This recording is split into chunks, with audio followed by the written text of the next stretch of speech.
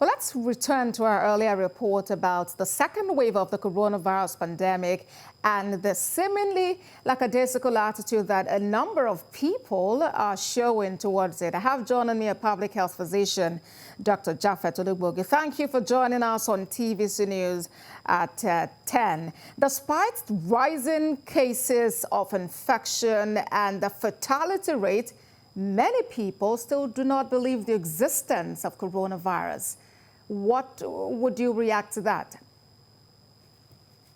Thank you for having me on the news tonight.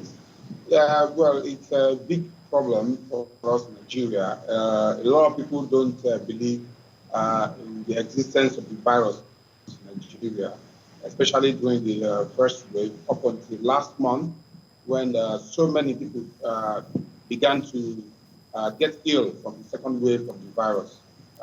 It may have to do with their disbelief in the government, their distrust in the government activities, and maybe the way government has handled the whole COVID-19 pandemic response in Nigeria. This may play a very crucial role in them not believing that there is actually an existence of COVID-19 in Nigeria. All right, but you right mentioned now, how... I think a lot... Okay, Doc, you mentioned how the government has handled this. Just today, the Presidential Task Force classified Kogi State as high risk, stating certain reasons. Kogi does not acknowledge the existence of coronavirus, does not have isolation centers, does not conduct tests. As a medical professional, how would you describe the way that the government of that state is handling it? Because this is from the state now. At the national level and some other states, there are levels of responses. Yes, thank you very much. I think it's a very risky behavior, what the state government is doing. We recall that for a long time, Kogi and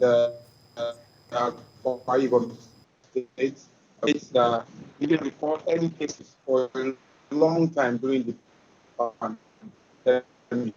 As a fact that they did not test, did not create any laboratory or any isolation center where they could test individuals. But that does not mean that people are not dying in those states. That does not mean that people are not coming down with COVID-19 in those states.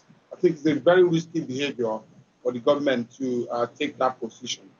They should live up to their promises of protecting lives and properties and creating means for people to access healthcare in the states. All right, Doc, and with the confirmation of 7 cases of B11 strain of the coronavirus in Nigeria, like more just has to be done. Dr. Japhet Olugbogi, thank you very much for joining us on TVC News at 10. Thank you very much for having me.